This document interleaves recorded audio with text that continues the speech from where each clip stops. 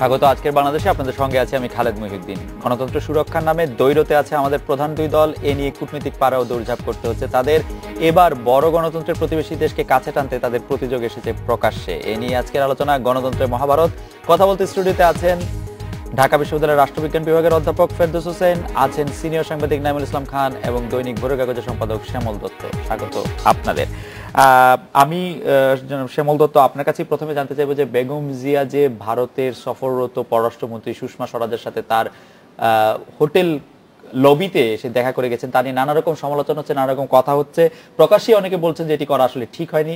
আমাদের প্রশ্ন আপনার কাছে যে এই সফরের কোনো ইতিবাচক বা এই সাক্ষাতের কোনো ইতিবাচক দিক আপনি দেখেন কিনা? খালেদা জিয়ার সঙ্গে সুষমা স্বরাজের বৈঠক, আপনি যদি আজকে ইন্ডিয়ান এক্সপ্রেসকে খালেদা জিয়া যে দিয়েছেন, সাক্ষাৎকার দিয়েছেন, সেটি মাথায় রেখে যদি একটু বলেন।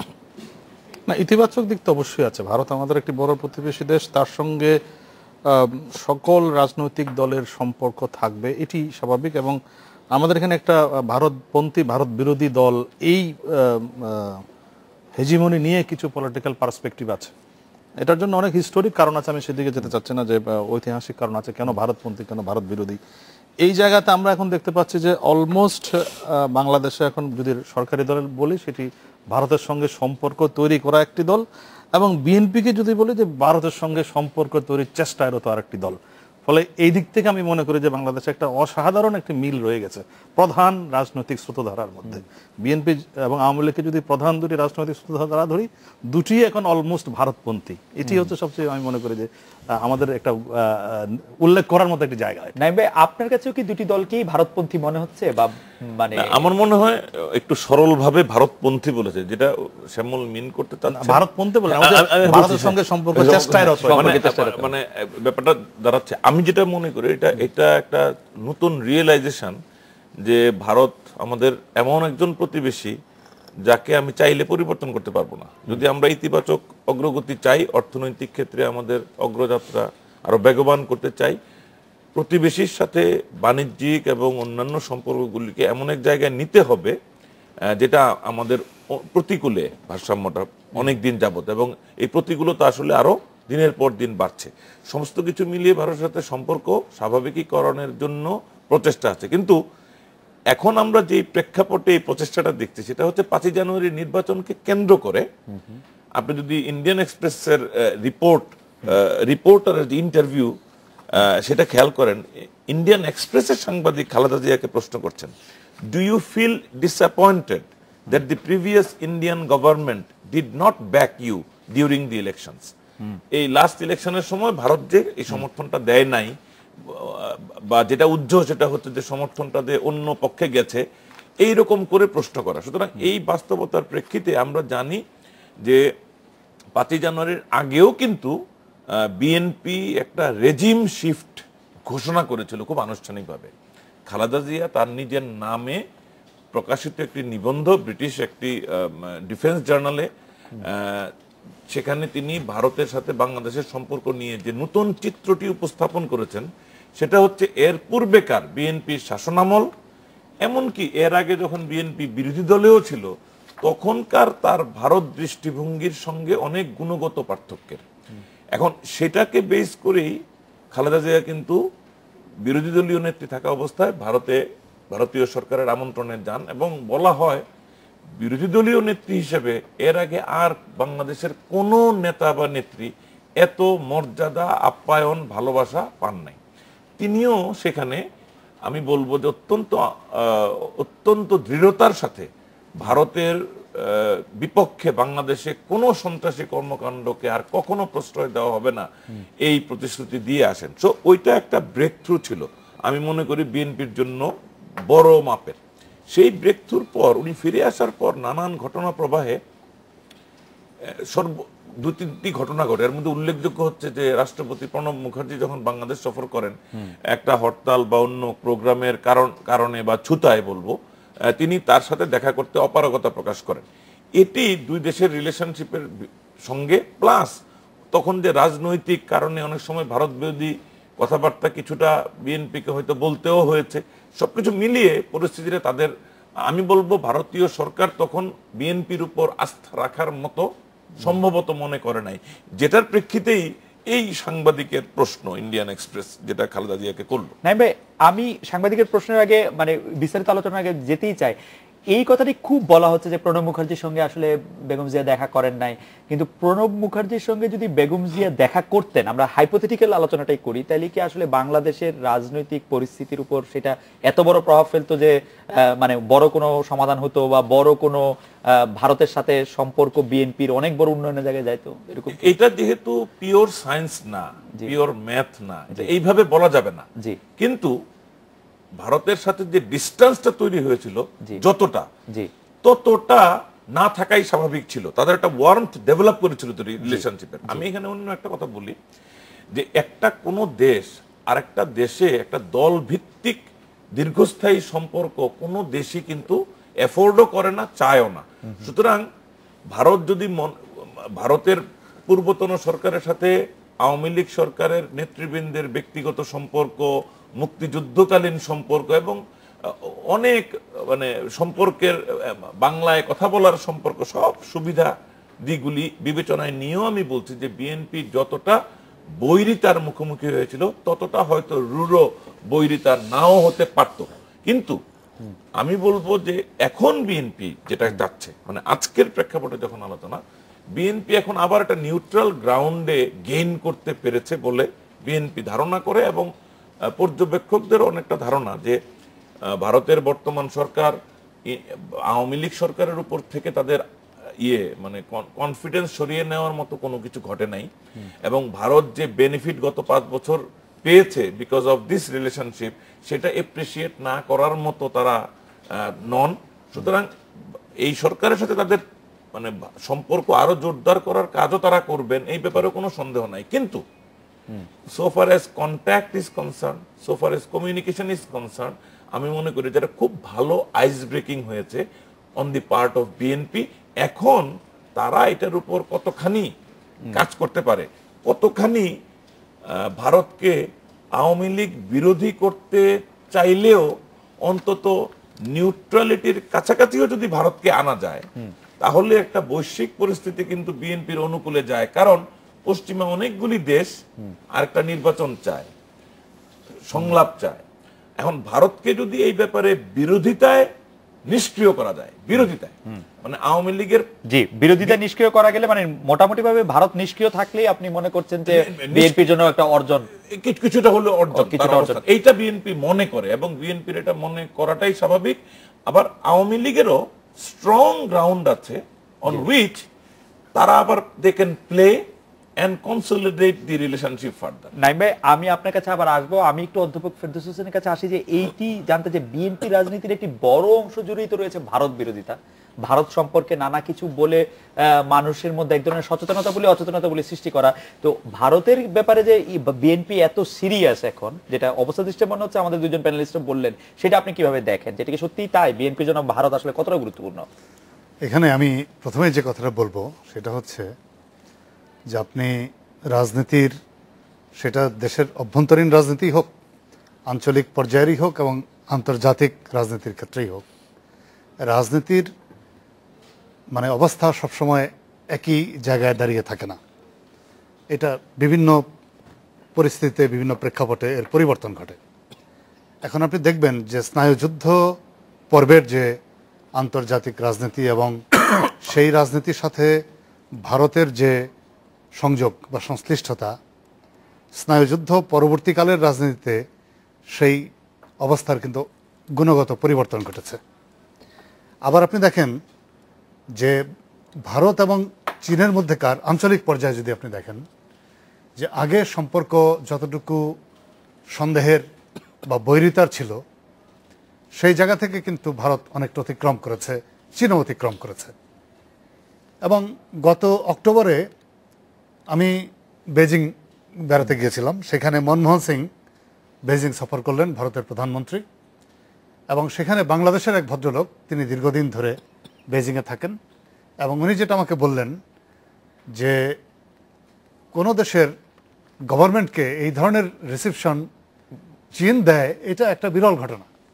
এবং মনমোহন সিংকে যেদিন রিসিপশন দেওয়া হয়, তার ওই তিয়াননমেন স্কোয়ারের চারদিকের রাস্তা সব আটকে দিয়ে তাকে রিসেপশন দেওয়া হলো এবং ওনার কাছে এটাই মানে বিস্ময়কর ছিল যে এই ধরনের ব্যাপার আগে খুব একটা ঘটেনি।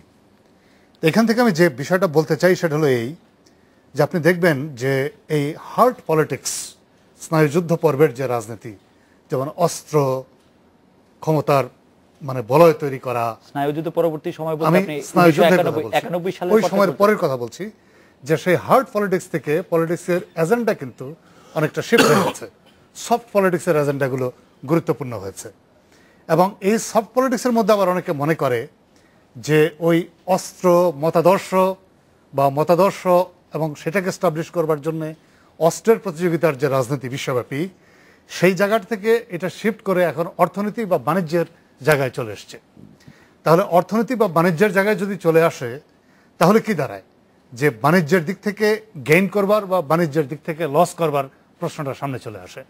এখন আপনি দেখবেন যে গত অর্থ বছরে চীন এবং ভারতের মধ্যে চীন ভারতে রপ্তানি করেছে প্রায় $35 বিলিয়ন এবং তারা প্রজেক্ট করছে যে আগামী 5 বছরে এটা 1 লক্ষ মানে কত কোটি ডলারে পরিণত হবে।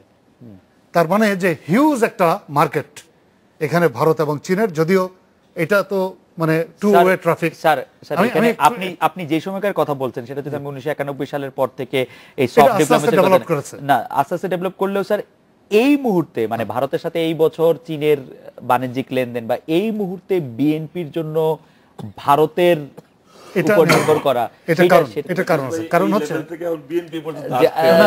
সময় লাগবে না, আমি খুব সংক্ষেপে আসি।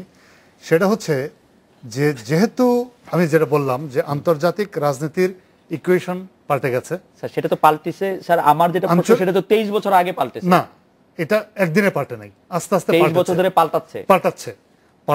এবং এটা দুই ধরনের রিলেশন। আপনি দেখেন যে মনমোহন সিং গভর্নমেন্ট হওয়ার আগে মানে 10 বছরের আগে ভারতের সাথে মার্কিন যুক্তরাষ্ট্রের যে ধরনের রিলেশন। স্যার আমরা যদি বাংলাদেশের প্রসঙ্গে আসি, আমি সেটাই আসবো স্যার। আমি যদি 2013 সালেও বিএনপির বিবৃতি ভারত সম্পর্কে আসে, সেটাই আমি বলবো, তার থেকে 2014 তে কেন পরিবর্তন হলো? এটা হবে এই কারণেই যে আপনি হোল পলিটিক্সের এজেন্ডা শিফট হয়ে যাচ্ছে, এটা গ্লোবালি যাচ্ছে, এটা রিজিওনালি যাচ্ছে এবং বিএনপির জন্য এইটা একটা ক্রসরোড, এই এজেন্ডা চেঞ্জ করা, যেটা নাইম ভাই বলতেছিলেন।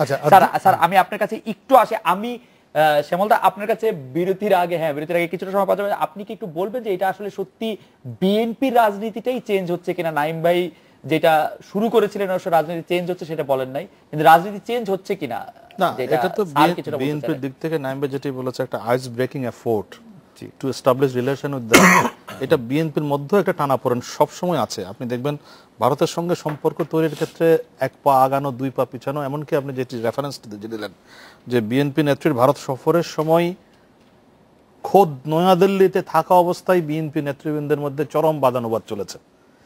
এই জায়গাতে এখনো পর্যন্ত আজকেও আমি কয়েকজন বিএনপি নেতার সাথে কথা বলার সময় কেউ বলছেন যে আমরা এখন গয়া কাশিতে গিয়ে তীর্থ করা ছাড়া আমাদের আর কোনো কাজ নেই।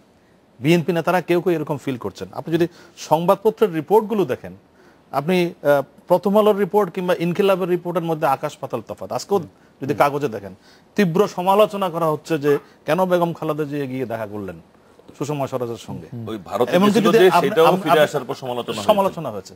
ফলে এইটা নিয়ে দলের মধ্যে একটা বরাবরই একটি টানাপোড়েন আছে যে ভারতের সম্পর্ক তৈরির ক্ষেত্রে কতখানি বিএনপি এগোবে, অথবা যে হিস্টোরিক্যাল তাদের পলিটিক্যাল লিগেসি অ্যান্টি ইন্ডিয়ান ক্যাম্পেইনটা করা সেটা কতখানি জরুরি। এই জায়গাতে বিএনপি আমার ধারণা যে এখনো পর্যন্ত সিদ্ধান্ত নিতে পারে নাই। এখনো পর্যন্ত এক দল মনে করে যে সম্পর্ক তৈরি করা দরকার এবং দলের মধ্যে কিছু কিছু নেতাকে ভারতপন্থী হিসেবে চিহ্নিত করে তাদেরকে দায়ী করার প্রবণতা আছে এবং সেটি টানাপোড়েনটা এখনো আছে। শ্যামলদা আমরা একটা বিরতি নিচ্ছি, বিরতির পর আপনার কাছে যেটি জানতে চাইবো যে আওয়ামী লীগ সরকার বিষয়টি কেমন দেখছে বলে আপনার পর্যবেক্ষণ। আওয়ামী লীগ সরকার কি এখন ভারতের সাথে তার প্রেমটা আরেকটু বাড়াতে চায়, নাকি ভারতের সাথে এই প্রেমময় অবস্থান থেকে একটু দূরে তাদের নিজস্ব অবস্থান করতে চায়? আমরা একটা বিরতি নিয়ে ফিরছি আপনার কাছে।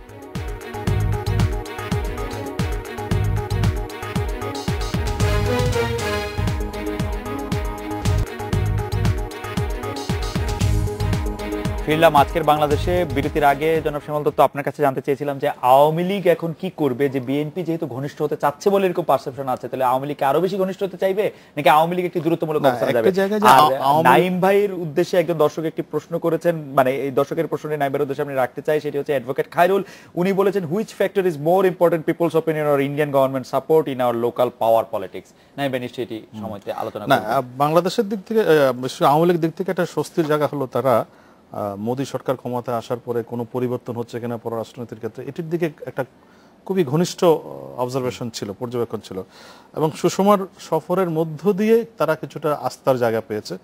এবং সুষমার যদি অ্যাক্টিভিটিটা দেখেন সামগ্রিক অর্থে, তার যে বক্তব্য, এমনকি তা আকবর উদ্দিনের বক্তব্য, যিনি জয়েন্ট সেক্রেটারি স্পোক্স পারসন, এবং আপনার বিজে যে বক্তব্যটি রেখেছেন, তার মধ্যে আপনি যদি বিটুইন দ্য লাইন্স যে বক্তব্য সেটি যদি অ্যানালাইসিস করেন, তাহলে দেখবেন যে মোটামুটি এই সরকারের প্রতি একটি প্রচ্ছন্ন সমর্থনও সেখানে দেখা যায়। এমনকি দেখা যায় যে যে সমস্ত কাজের জন্য সরকারকে আমরা অনেক সময় দোষারোপ করছি, সেই সমস্ত কাজের ভারতের শর্ত রক্ষিত হয়েছে বলে সুষমা স্বরাজ প্রশংসা করেছেন বাংলাদেশ সরকারের। ভারতীয় পররাষ্ট্রনীতি তো এরকমই হওয়ার কথা ছিল, কিন্তু সরকার পরিবর্তনের সাথে পররাষ্ট্রনীতি পরিবর্তন হওয়ার কথা না। পররাষ্ট্রনীতির পরিবর্তন হওয়ার কথা না। সুষমা স্বরাজের যে সফর বা যে বক্তব্যের কথা আপনি বলছিলেন, এর কোনোটা কি আপনার কাছে সারপ্রাইজিং মনে হচ্ছে, বা মানে আপনার কাছে মনে হচ্ছে যে প্রত্যাশার চেয়ে বাইরে কিছু প্রত্যাশিত? না, বাংলাদেশের তো অনেকেই সুষমাদের বিজেপির বিজয়ের পরে ভেবেছিলেন যে বড় পরিবর্তন চলে আসছে, বাংলাদেশের রেজিম চেঞ্জ হয়ে যাবে, এরকম একটা ব্যাপার। সেটা হয়তো বিএনপির কিছু লোক মনে করেছিলেন। এমনকি আওয়ামী লীগের মধ্যে একটা কৌতূহলী অবজারভেশন ছিল যে তারাও দেখতে চাচ্ছিল যে আসলে আমরা যেটা বলি historical relation between UPA and Awami League, কিন্তু এখন বিজেপির সাথে সম্পর্কটা কি হবে? আপনি দেখবেন কোন কোন কাগজে রিপোর্ট করছে যে দুই নেত্রীর মধ্যে সাক্ষাৎ, বিশেষ করে সুষমা এবং প্রধানমন্ত্রীর মধ্যে সাক্ষাতের বডি ল্যাঙ্গুয়েজ নিয়ে কথাবার্তা হচ্ছে, তারা কিভাবে আন্তরিক ছিলেন, তারা হ্যান্ডশেক করেছেন কিনা, তারা একে অপরকে জড়িয়ে ধরেছেন কিনা, এই যে বিষয়গুলো, এগুলো কিন্তু এখন আলোচনার বিষয়। এবং এর মধ্যে একটা আন্তরিকতা, যেমন ব্রেকফাস্ট করলো মাননীয় প্রধানমন্ত্রীর বোনের সাথে, বোনের মেয়ের সাথে, এই দিকগুলো নিয়েও আলাপ আলোচনা হচ্ছে। কিন্তু এখানে একটা জিনিস আমাদের মনে রাখা দরকার যে বাংলাদেশ গভর্নমেন্টের বিরুদ্ধে যে কথাটি যে তারা ইউপিএ সরকারের স্বার্থ রক্ষা করেনি, তারা বেসিক্যালি ভারতের স্বার্থ রক্ষা করেছে। এবং ভারতের স্বার্থ রক্ষার ক্ষেত্রে বরাবরই বলেছে, এবং সুষমা তার বক্তব্যে বলেছে যে এই ক্ষেত্রে ভারতের স্বার্থ রক্ষিত হওয়াটা একটা বড় বিবেচনা। আপনি প্রথমেই যে কথাটি বলছিলেন যে এখন বাংলাদেশের রাজনীতিতে দুটি ভালো মিল দেখা যাচ্ছে, মানে আওয়ামী লীগ এবং বিএনপি দুজনেই, বিএনপির কে কত কাছে যেতে পারে সেটা, ভারতের কে কত কাছে যেতে পারে সেটা নিয়ে, সেটাই তো সেই প্রতিযোগিতাটাই চলছে এখন। এবং এটা নিয়ে টানাপোড়েনটা আমি মনে করি বিএনপির ভিতরেও আছে, এবং আওয়ামী লীগ দিক থেকে একটা স্বস্তির জায়গা আছে যে বিএনপি যতক্ষণে টানাপোড়েনটি থাকবে তত বেশি এর অ্যাডভান্টেজ নেবে কিন্তু আওয়ামী লীগ। নাইম ভাই, দর্শক প্রশ্ন করেছিলেন অ্যাডভোকেট খায়রুল যে আপনি কোন ফ্যাক্টরটি বড় মনে করেন, যে পাবলিক অপিনিয়ন নাকি ভারতের সাপোর্ট? আরেকজন দর্শক জানতে চেয়েছেন যে নাইমুল ইসলাম খান সাহেব যে বলছেন যে সরকার গত 5 বছর অনেক বেনিফিট সরকারের মাধ্যমে ভারত বেনিফিটেড হয়েছে, সেটি কি বাংলাদেশ সরকারের স্বার্থ ক্ষুণ্ণ করে দেওয়া হয়েছে কিনা, এবং দিলে সেটার মানে কতটা ঠিক হয়েছে? খুবই ইন্টারেস্টিং প্রশ্ন। প্রথম প্রশ্নের জবাবে আমি বলবো যে আমার ব্যক্তিগত বিশ্বাস ছিল যদি মানুষের উপরে বিএনপি আস্থা রাখতো তাহলে আওয়ামী লীগ সরকারের উপর তুমুল অনাস্থা সত্ত্বেও গাজীপুর ইলেকশনের পরেই তাদের নির্বাচনে যাওয়া উচিত ছিল। তবে এটাও মানে উইদিন ব্র্যাকেট বলে রাখি, যেহেতু তখন যায় নাই, শেষ মুহূর্তে আবার যদি তারানকোর কথায় লাফ দিয়ে চলে যেত, সেখানে নির্বাচনের ফলাফল কি হতো সেটা আমি নিশ্চিত না।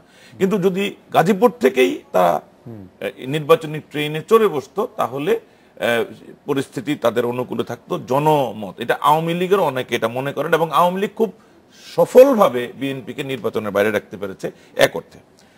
তারপরে যে প্রশ্নটা ছিল, দ্বিতীয় প্রশ্নটা যে মানে কোনটা বেশি ইম্পর্টেন্ট সেটা তো আপনি বললেন, আর সেটা হলো যে 5 বছরে যে সরকার অনেক বেনিফিট দিয়েছে ভারতকে, সেটা কতটা যুক্তিযুক্ত? জি, আমার মনে হয় যে 5 বছর ভারতকে আমরা যা দিয়েছি, এই দেওয়াটার মধ্যে কোনো অন্যায় নাই, কিন্তু দেওয়ার আগে পাওয়াটা নিশ্চিত করা হয়নি। মানে আমরা এতটাই দিয়েছি, ভারত এতটাই পেয়েছে যে তার বাৎসরিক বিলিয়ন বিলিয়ন ডলার শুধু একটা খাতে, সিকিউরিটি খাতে তাদের সেভিংস হচ্ছে, মানে পিস ডিভিডেন্ড পাচ্ছে। এই ডিভিডেন্ডটার এগেনস্টে আমরা কিন্তু মানে পুরো 5 বছরে একটা $1 বিলিয়ন একটা ঋণ পেয়েছি। এর বাইরে আমাদের কিন্তু সেরকম পাওয়া নাই। সুতরাং আমি বলবো যে ভারতের সাথে সুসম্পর্ক, আওয়ামী লীগের সাথে তাদের নৈকট্য এবং আমাদের যে উদারভাবে দেওয়া, এই দুইটার সাথে সামঞ্জস্যপূর্ণ প্রাপ্তি আমাদের হয় নাই। এটা আমাদের দুঃখ। এটা ভারতের সরকারের দুর্বলতার জন্যই হোক কিংবা আমাদের ডিপ্লোম্যাটিক ব্যর্থতার জন্য। এখন বিএনপি যতটা ভারতের কাছাকাছি হবে বলে জানছে, তার মানে আমাদের কপালে আরো দুঃখ আছে। আমি কিন্তু কাছে যাওয়ার মধ্যে কোনো দোষ নাই, ভারতের সাথে আমাদের কাছেই যেতে হবে। ভারত আমাদের কাছের তো আসলে দেশটা, কিন্তু প্রাপ্তি নিশ্চিত করার ক্ষেত্রে, প্রাপ্তি নিশ্চিত করার জন্য আমাদের যে স্কিল, আমাদের যে কমিটমেন্ট, আমাদের যে মানে মনোভাব এবং জাতীয় ঐক্যমত্য থাকা দরকার। সেটার একটি ক্ষেত্রে অগ্রগতি হচ্ছে, যেটা শ্যামল বলেছেন, যে দুই দল অন্তত ভারতের সাথে রিলেশনশিপের ব্যাপারে এখন কাছাকাছি। কিন্তু একমত হয়ে যদি তারা ভারতের সাথে দর কষাকষিতে একে অপরকে শক্তিশালী করে, আমি মনে করি আমাদের দক্ষতার বিনিময়ে আমরা আরো বেটার কিছু পেতে পারবো। স্যারের কাছে আমি প্রশ্ন করব যে, আমি ইন্ডিয়ান এক্সপ্রেসে বেগম জিয়ার যে সাক্ষাৎকারটি প্রকাশিত হচ্ছে সেটাতে আপনার দৃষ্টি আকর্ষণ করছি। সেটাতে তিনি এক জায়গায় দাবি করছেন যে আওয়ামী লীগের বর্তমান শাসন আমলের চেয়ে বিএনপি আমলে সংখ্যালঘু সম্প্রদায় ভালো ছিল। অন্যদিকে তিনি বলছেন বাংলাদেশিরা দেশেই ভালো আছেন, সেই জন্য কেউ আর এখন ভারতে বা অভিবাসন নিতে যাচ্ছে না। তো ভালো বলতে আসলে বা বাংলাদেশি বলতে তিনি কাদের কথা বলছেন? মুসলমানদের কথা? না, এটা আমার মনে হয় যে এটা প্রশ্নের সাথে বোধহয় উত্তরটার একটা সামঞ্জস্য আছে। সেটা হচ্ছে যে এখানে যে প্রশ্নটা উত্থাপিত হলো সেটা হলো যে গত ভারতের নির্বাচনের আগে আপনার বিজেপি জোটের পক্ষ থেকে যেটা বলা হয়েছিল এবং নরেন্দ্র মোদী নিজেও বলেছিলেন, এবং বিজেপির যে প্রেসিডেন্ট রাজনাথ সিং উনিও কিন্তু আসামে এবং পশ্চিমবাংলায় এসে বলেছিলেন যে বাংলাদেশের প্রচুর অবৈধ অভিবাসী ভারতে আছে এবং আমরা নির্বাচনের পরে বা ক্ষমতায় গেলে এদেরকে আমরা বিতাড়িত করব। যদিও পরবর্তীকালে তারা এই অভিবাসীর ডেফিনিশন নিজেরাই পরিবর্তন করে এবং সেখানে তারা বলে যে যেসব মুসলমান বাংলাদেশ থেকে ভারতে এসছে তাদেরকে বহিষ্কার করা হবে এবং হিন্দুদেরকে শরণার্থী হিসেবে সেখানে আশ্রয় দেওয়া হবে। তার মানে যে প্রকারান্তরে এখানে একটা সাম্প্রদায়িক মাত্রা তারাও কিন্তু যুক্ত করেছিল। যাই হোক, এখন প্রশ্ন হলো যে খালেদা জিয়া এইটার প্রসঙ্গে কিন্তু এই কথা বলেছেন যে বাংলাদেশ থেকে ভারতে এরকম লোক যায়নি। এই ব্যাপারটা এখন ধরেন বাংলাদেশের কোনো মানে রেসপন্সিবল পলিটিশিয়ান যদি স্বীকার করে বা মেনে নেয় যে বাংলাদেশ থেকে ভারতে লোক গেছে, তাহলে সেই ক্ষেত্রে ওই বাংলাদেশ থেকে ভারতে গেছে এই বক্তব্যটা দেওয়ার সাথে সাথেই এটা কিন্তু ইন্ডিয়ান সাইডের জন্য একটা বিশাল প্লাস পয়েন্টে পরিণত হয়, যে তাইলে বাংলাদেশও স্বীকার করে নিচ্ছে যে ভারতে বাংলাদেশ থেকে প্রচুর পরিমাণে লোক গেছে এবং তারা সেখানে বসবাস করছে। আপনি লক্ষ্য করবেন যে গত পরশু সম্ভবত একজন গুরুত্বপূর্ণ ব্যক্তি, তিনি হলো বিএসএফ এর সাবেক ডেপুটি চিফ, তিনি বলেছেন যে বাংলাদেশ থেকে আসামে যে পরিমাণে লোক মানে মাইগ্রেট করেছেন এবং এই ধারা যদি অব্যাহত থাকে তাহলে আসাম বসনিয়া কিংবা কাশ্মীরে পরিণত হবে। তার মানে কি, যে ওটা একটা ভলকানিক অঞ্চলে পরিণত হয়ে যাচ্ছে এবং এটা ইন্ডিয়ার জন্য একটা বিরাট স্টেক। অতএব কি করতে হবে, যে আসামকে বাঙালি ফ্রি বা বাংলাদেশি ফ্রি করতে হবে। এখন এইটা যদি আপনি ভারত করতে চায় তাহলে এটা বাংলাদেশের জন্য একটা বাড়তি চাপ তৈরি হয় বাংলাদেশের উপর, এবং সে কারণে আমি মনে করি যে এটা শুধুমাত্র যে বিরোধী দলীয় নেত্রী এই ল্যাঙ্গুয়েজে বক্তব্য দিয়েছেন, এটা যদি প্রধানমন্ত্রীকেও জিজ্ঞেস করা হয় বা বলা হয়, আমার ধারণা তিনিও তাই বলবেন এবং এটাকে তিনি অস্বীকারই করবেন যে বাংলাদেশ থেকে ভারতে এইভাবে অভিবাসী যাচ্ছে না। এটাই বলবেন। কিন্তু বেগম জিয়া এটাও বলেছেন যে বাংলাদেশের মানুষ এখন এখানে ভালো আছে। না, ভালো তো আপেক্ষিক অর্থে, সেটা হচ্ছে যে ভালো থেকে কি হয় সাধারণত যে দুর্বল পাশাপাশি তিনি এটাও বলেন যে থেকে স্ট্রং ইকোনমির দিকে মানুষ যায়, কিন্তু তিনি ছোট থেকে বড়র দিকে যায়। কিন্তু তার এই কথাটা একটু কন্ট্রাডিক্টরি মনে হয় কিনা, তিনি যখন আবার বলেন যে বাংলাদেশের মানুষ বা বাংলাদেশের সংখ্যালঘু সম্প্রদায়ের মানুষ আওয়ামী লীগের আমল থেকে বিএনপি আমলে ভালো। এখানে কিন্তু দুইটা ব্যাপার, একটা হচ্ছে উনি বলছেন যে বাংলাদেশ থেকে ভারতে যাচ্ছে, এটা উনি অস্বীকার করছেন যে না যাচ্ছে না। কারণ কি, যে বাংলাদেশেই তারা ভালো আছেন। তার মানে কি, তার মানে হলো যে যেখানে যাচ্ছেন সেখানে তারা যে সুবিধা বা যে ধরনের অ্যাডভান্টেজ পাবেন বা অর্থনৈতিকভাবে যে পজিশনে থাকবেন, সেই তুলনায় বাংলাদেশেই তারা ভালো থাকেন।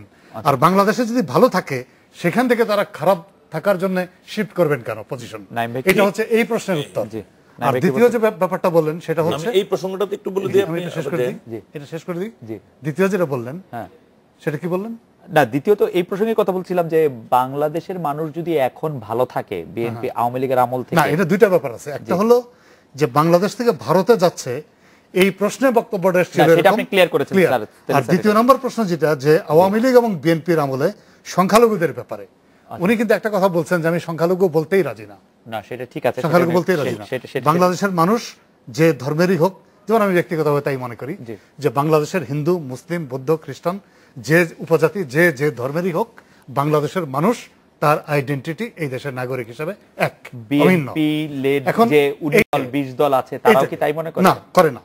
এবং এটা আপনি বিএনপির মধ্যেও সবাই একরকম মনে করে না, আওয়ামী লীগের মধ্যেও সবাই একরকম মনে করে না। এখন এটা হলো ইন্ডিভিজুয়াল পারসেপশন আর এটা হলো দলীয় পারসেপশন, এটা কিন্তু ডিফারেন্ট হবে। আবার একটা দলের পারসেপশন তার জোটের পারসেপশন ডিফারেন্ট হবে। এখানে আমি যে কথা বলতে চাই, আপনি এম্পেরিক্যালি যদি দেখেন তাহলে দেখবেন যে এইখানে প্রতি আমলে, এটা কিন্তু আমি স্বীকার করি বা না করি এটাই সত্য, যে প্রতি আমলেই এখানে যারা দুর্বল, যারা ক্ষুদ্র অংশ জনসংখ্যার, তারা সবসময় নির্যাতিত হয়েছে কম বেশি। আচ্ছা, এখন এই নির্যাতনের দায় যদি এক দল শুধুমাত্র অন্য দলের উপর চাপিয়ে দিয়ে নিজেদেরকে দায়মুক্ত করবার চেষ্টা করে, এইটা আমি মনে করি আমাদের রাজনীতিটা তো আসলে এই জায়গায় এসে একটু আটকে থাকছে। নাইম ভাই, আমরা একটা বিরতি নিয়ে আসি, আপনি এই জায়গায় একটু যোগ করতে চাইছিলেন, আমরা একটা বিরতি নিয়ে ফিরে এসে শ্যামল দা বোধহয় একটু যোগ করবেন, আমরা শুনবো আপনাদের।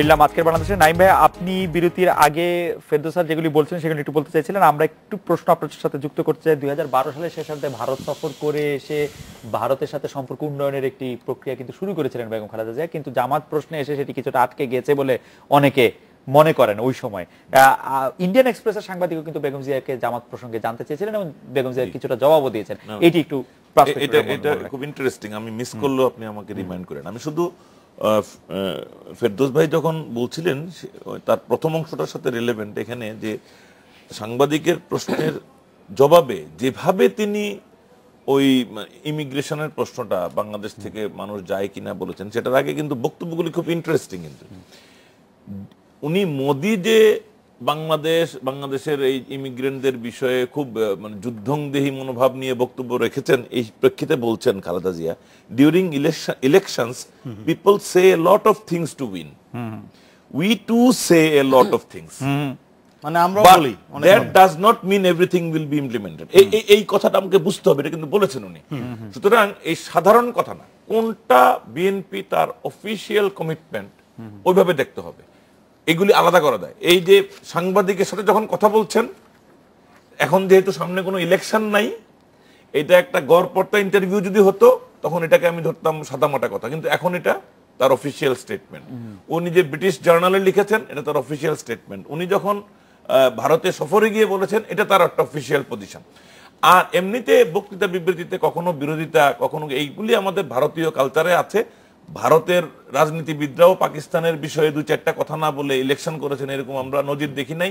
আমেরিকানরাও তাদের নির্বাচনে জয়ের জন্য কোনো বছর সাদ্দামের ঝুলানোটা ঠিক করে, কোনো বছর মিসাইল অ্যাটাক করে।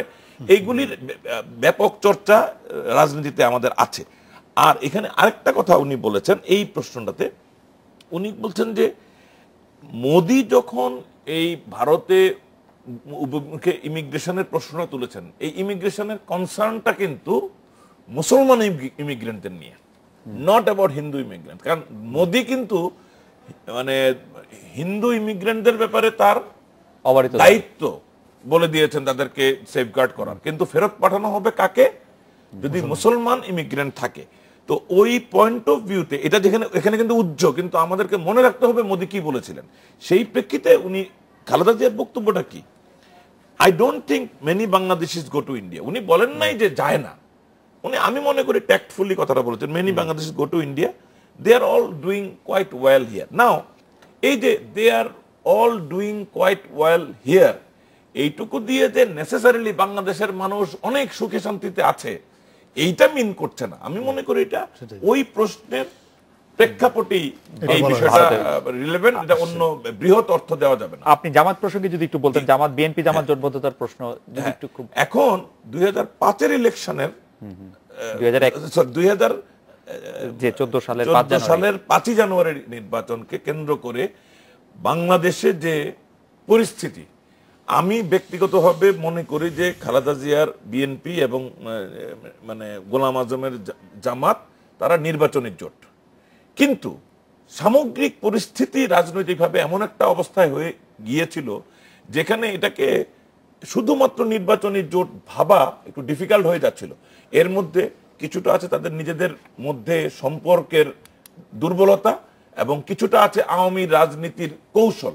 এই দুটোর মিলিত কারণে এটা একাকার হয়ে গিয়েছিল এবং ভারতের সাথে রিলেশনশিপের শেষ মুহূর্তে যে একটু ছন্দপতন হলো, সবটা মিলে ভারত বিএনপির উপরে আস্থা রাখার চেষ্টা করে নাই পূর্ববর্তী গভর্নমেন্ট। এই জন্য জামাতের প্রশ্নটা তখন যতটা বিপজ্জনক হিসেবে উচ্চারিত হচ্ছিল, এখন যদিও এক্সপ্রেসের সাংবাদিক এই প্রশ্নটা তুলেছেন খুব ন্যাচারালি, কিন্তু এখন ইন্ডিয়াতে কিন্তু ক্ষমতায় মোদির গভর্নমেন্ট। Who is Modi?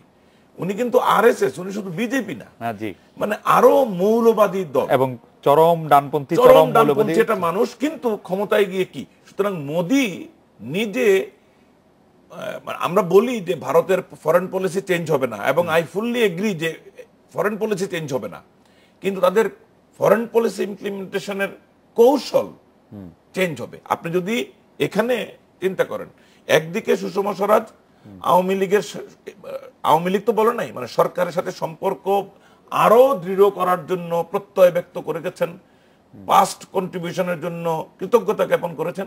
সঙ্গে কিন্তু তার যে দূত, মানে মুখপাত্র সৈয়দ আকবর উদ্দিন কিন্তু বারবার বলেছেন যে আমরা শুধু এক দলের সাথে রিলেশনশিপে বিশ্বাস করি না, এবং আরেক ধাপে গিয়েও বলেছেন আগামী নির্বাচনেও যারাই ক্ষমতায় আসবে তাদের সাথে আমরা কাজ করার জন্য প্রস্তুত আছি। এবং আপনি যদি 20-এর বক্তৃতারও কিছু কিছু অংশ আপনি দেখেন, সেখানে কিন্তু পরমত সহিষ্ণুতা, ইনক্লুশন ইত্যাদির উপর গুরুত্ব আরোপ করা হয়েছে ভারতীয় রাজনীতির সংস্কৃতি হিসেবে। সবকিছু মিলে আমাদের দেয়ার ইজ এ মেসেজ যে এটা এক্স্যাক্টলি কংগ্রেস গভর্নমেন্টের মতো হবে না। অধ্যাপক ফেরদৌস হোসেন, যে মানে 5ই জানুয়ারি জাতীয় পার্টির নির্বাচনে অংশগ্রহণ এবং ভারতের তাকে অংশগ্রহণ করতে বলা, সেটা নিয়েও অনেক রকম কথা আছে। তো বিএনপিকেও নির্বাচনে নেওয়ার চেষ্টা করেছিল ভারত, এরকম কথা আমরা পাচ্ছি। বিএনপি না গিয়ে কি আসলে ঠিক করেছে না ভুল করেছে, এখন কি মনে হয়? না, সেটা তো আমার মনে হয় যে জবাব দেওয়া খুব কঠিন হবে। আমি একটা বিষয় এর আগে বলে নিই, সেটা হলো যে যেই আলোচনাটা এতক্ষণ হলো আর কি, যেমন ভারতে যখন মোদি বা এনডিএ ইউপিএর বিরুদ্ধে ইলেকশন করে, আপনি দেখবেন যে সেই ইলেকট্রাল পলিটিক্সের মধ্যে যে সমস্ত রেটরিক্স এবং যেসব ইস্যুসগুলো আনা হয়েছে, যখন Modi in government or NDA in government, তখন সেই রেটরিক্সগুলো এবং সেই ইস্যুসগুলো ইমপ্লিমেন্টেশন, এটা আমার মনে হয় এত সরল রৈখিক হয় না বা হবেও না। 1 2 নম্বর হচ্ছে যে যেই আলোচনাটা আগে হলো যে bilateral relation between India and Bangladesh, সেই ক্ষেত্রে ইন্ডিয়া যেটা গেইন করেছে আওয়ামী লীগ সরকারের সময়ে, সেখানে আপনি দেখেন যে বাংলাদেশ যেটা আমরা মনে করেছি যে এইটুক হবে আমাদের উইন উইন, এইটুক পেলে আমাদের উইন উইন হবে, তিস্তার ব্যাপারে, আমাদের বর্ডার এগ্রিমেন্টের ব্যাপারে, কিন্তু সেখানেও কিন্তু আমরা আলটিমেটলি অ্যাচিভ করতে পারি নাই। তাইলে যেটাকে আমরা উইন উইন ভাবতাম, সেখানেও কিন্তু আমাদের অ্যাচিভমেন্ট হয় নাই, কিন্তু ইন্ডিয়ার অ্যাচিভমেন্ট হয়েছে অনেকগুলো ক্ষেত্রে। তো সেইটাকে তারা ধরে রাখতে চাইবে না বা সেটাকে তারা ইগনোর করবে ফরেন পলিসির ক্ষেত্রে, আমার কাছে কিন্তু এটা এভাবে মনে হয় না। এটাকে তারা ধরেই রাখতে চাইবে। এখন যে বিষয়টা সেটা হচ্ছে যে আপনি যে প্রশ্নটা করলেন সেটা হচ্ছে যে বিএনপি মানে জাতীয় পার্টি প্রসঙ্গে বিএনপি সরাসরি খালেদা জিয়ার এই ইন্টারভিউতে যেটা দেখলাম যে তিনি সরাসরি কিন্তু বলেছেন যে ভারতের পররাষ্ট্র সচিব সুজাতা সিং তাদেরকেও নির্বাচনে যাওয়ার জন্য বলেছিলেন, এবং এরশাদ সাহেব কিন্তু ওই সময় প্রেসকেই বলেছিলেন যে সুজাতা সিং আমাকে প্রেসার দিয়েছে। আমাদের প্রশ্ন হচ্ছে যে বিএনপি সেই ভারতের কথা শুনে নির্বাচনে গেলে বিএনপির জন্য লাভ হতো কি ক্ষতি হতো, আজকের প্রেক্ষাপটে এটা কি মনে হয়? না, আমার কাছে মনে হয় না যে, আমি নাইমুলের সাথে কিছুটা একমত।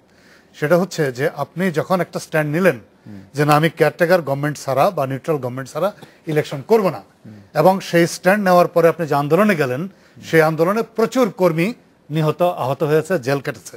এখন সেই স্ট্যান্ড থেকে আপনি সরে গিয়ে আওয়ামী লীগের আন্ডারে নির্বাচনে যাবেন, এইটা বিএনপির রাজনীতির জন্য সুইসাইডাল হতো আমি মনে করি। আওয়ামী এটা লীগ- কোনোভাবেই ঠিক হতো না। আওয়ামী লীগের সরকারের তো তখন প্রভিশন ছিল না, তখন তো একটা সর্বদলীয় সরকার করারও একটি না, প্রস্তাব ছিল সর্বদলীয়- যেখানে শোনেন। বিএনপির লোকেরা অংশগ্রহণ করতে না, পারে, সেটা করতে পারে, কিন্তু সেটা এটা আমি বলি শুনেন, জি। এর আগে আপনি মনে আছে নিশ্চয়ই যে যখন আওয়ামী লীগ কেয়ারটেকার গভর্নমেন্টের জন্য বিএনপির বিরুদ্ধে আন্দোলন করছিল, তখনও স্টিফেন নিনিয়ান এসে কিন্তু এই প্রস্তাবটাই দিয়েছিলেন যে 5-5 কিন্তু প্রাইম সেটা মিনিস্টার তো- থাকবে খালেদা জিয়া। সেটা তো স্টিফান নিনিয়েন দিয়েছিলেন, এবার তো হচ্ছে যিনি প্রধানমন্ত্রী আছেন তিনিই দিলেন। না না, কিন্তু কিন্তু ওই 5-5-এর আমি বলি আপনাকে ওই এটার প্রস্তাব- সাথে এটা কি তুল্যমূল্য না, হয়? অবশ্যই আমি ঠিক- তুল্য- না, হয়, আমি অবশ্যই ঠিক তুল্যমূল্য জানি। হবে, কারণ হচ্ছে যে ওই প্রস্তাব তো খালেদা জিয়া অ্যাকসেপ্ট করেছিল, নিনিয়ানের প্রস্তাব। আমি অবশ্য অত স্পষ্ট করে অ্যাকসেপ্ট করেছিলেন না, কিনা সেটা আমি accept আমার জানা করেছিল নাই, এবং সেটা শেখ হাসিনা অ্যাকসেপ্ট করে নাই। আমার জানা নাই অত স্পষ্ট করে, কারণ আমি ওই সময় মিডিয়া দেখেন, ওই সময় প্রেসের তো রিপোর্ট। খালেদা জিয়া ওইটাই অ্যাকসেপ্ট করেছিলেন কিনা আমি জানি না। আমরা একটা বিরতি নিচ্ছি স্যার, কিন্তু আমরা ব্যাপারটা হলো যে এইটা বাংলাদেশের যে কনস্টিটিউশন এবং প্রাইম মিনিস্টারের যে পাওয়ার, সেইখানে এই মানে সেখানে হতো কি ক্যাম্পেইনটা উল্টাভাবে হতো, যে বিএনপি মন্ত্রিত্ব নেওয়ার নিয়ে এখানে একটা কম্প্রোমাইজ করেছে এবং তারা তাদের কর্মীদের যে স্যাক্রিফাইস বা তাদের মুভমেন্টের যে স্পিরিট সেটাকে তারা নষ্ট করেছে। স্যার, এই ধরনের একটা মেসেজ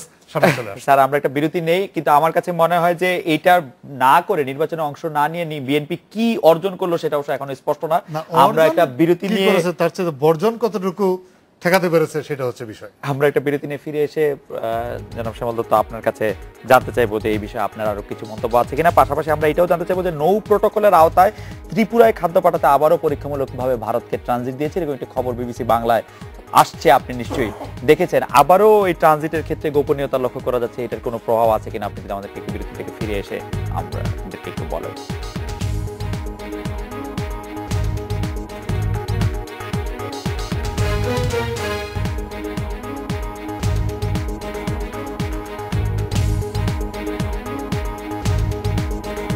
ফিরলাম আজকের বাংলাদেশে। শ্যামলদা, আমাদের নাইমুল ইসলাম খান এবং অধ্যাপক ফেরদৌস হোসেন যেগুলি বলছিলেন সেই পরিপ্রেক্ষিতে আপনার মূল্যায়ন শুনবো, পাশাপাশি যদি আপনি নৌ প্রোটোকলে ত্রিপুরায় খাদ্য নো পাঠানোর প্রোটোকলের ব্যাপারটি একেবারে ত্রাণের উদ্যোগ, এটা আমি জানি। 10,000 টন খাদ্য পাঠানোর জন্য এটা ত্রিপুরা সরকারের অনুরোধ ছিল বাংলাদেশ সরকারকে অনুমতি দেওয়ার জন্য। এর আগে পানাকাটান বিদ্যুৎ কেন্দ্র স্থাপনের জন্য, ভারী যন্ত্রপাতি পরিবহনের জন্য যে নরম প্রোটোকলের অধীনে অনুমতি দেওয়া হয়েছিল, এবারও সেই রাতে শুধুমাত্র 10,000 মেট্রিক টন খাদ্য ট্রানজিট করার জন্য এদিক দিয়ে অনুমতি দেওয়া হয়েছে। এটি একেবারেই হিউম্যানিটেরিয়ান একটি এফোর্ট, আমি যতটুকু জানি। এটি নিয়ে পত্রপত্রিকায় রিপোর্ট হয়েছে, বিবিসি রিপোর্ট করেছে সবার আগে যদিও, কিন্তু এটি এর শুধুমাত্র একটি মানবিক দৃষ্টিকোণ থেকে বিষয়টিকে বিবেচনা করে সরকার অনুমতি দিয়েছে বলে জানি। আরেকটু জিনিস জামাতের ব্যাপারটা যেটি আলোচনা করছিলেন, যে জামাতের ব্যাপারটা বরাবরই আমরা দেখেছি, জামাতের ব্যাপারটা বিএনপির মধ্যে একটা এটা নিয়ে একটা টানাপোড়েন আছে, তার ব্যাপারে অবস্থানটা কি। এখানে একটা নতুন এলিমেন্ট যোগ হয়েছে শুধুমাত্র যুদ্ধ অপরাধের বিচারের ক্ষেত্রে।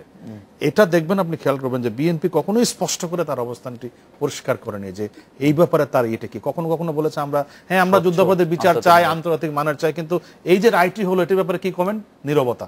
কখনোই কিন্তু বিশেষ করে যখন তরিকুল ইসলাম ভারপ্রাপ্ত মহাসচিব ছিলেন, কখনোই এই বিষয়গুলি মন্তব্য করার চেষ্টা করেন।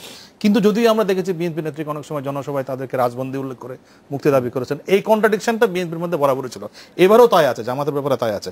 কিন্তু আমি একটা ছোট্ট কমেন্ট করে শেষ করছি, সেটা হচ্ছে সংখ্যালঘুদের ব্যাপারে। আমরা দেখেছি যে দুর্ভাগ্য হচ্ছে এটি কি জানেন, যে 1947 সালে দেশ যখন ভাগ হয় তখন এই বঙ্গে সংখ্যালঘু জনগোষ্ঠীর সংখ্যা ছিল 29.3, আজকে সেটি 8.7 এসে দাঁড়িয়েছে। এটা হচ্ছে বাংলাদেশ ব্যুরো অফ স্ট্যাটিস্টিক্সের হিসাব। এই যে এতগুলো মানুষ কমে গেল কি করে, এর পরিসংখ্যানের দায় দায়িত্ব কারণে। আপনি কালো ছেলেকে আদর করে যাই ডাকেন না কেন, সে কালো ছেলে, আপনি সংখ্যালঘু ডাকেন বা না ডাকেন তাতে কিছু যায় আসে না। বাস্তবতাটাই আজকে আওয়ামী লীগ বিএনপির ডিসিশন মেকিং লেভেলে সংখ্যালঘুদের অবস্থানটি কি দেখেন, একজন মাত্র লোক আছেন বিএনপির স্ট্যান্ডিং কমিটিতে, একজন মাত্র প্রেসিডেন্ট মেম্বার আছে আওয়ামী লীগে। পলিসি মেকিং লেভেলে পলিটিক্যালি এম্পাওয়ার্ড হওয়ার জন্য মাইনরিটির কিন্তু কোনো উদ্যোগ নেই, জায়গা নেই। এই আওয়ামী লীগ সরকার একটা ফুল ক্যাবিনেট মিনিস্টার নেই মাইনরিটি কমিউনিটি থেকে, এটি বাস্তবতা। আজকে সমাজের বিভিন্ন স্তরে এই এম্পাওয়ারমেন্ট যদি মাইনরিটি কমিউনিটি হতে না পারে, আপনি তাকে যাই ডাকুন আদর করে, সংখ্যালঘু ডাকেন না ডাকেন তাতে যায় আসে না। আপনি যদি একটু যোগ করেন বিষয়ে। না, আমার মনে হয় যে ভারতের সাথে রিলেশনশিপের আমাদের একটা ওভারহল আসলেই দরকার আছে।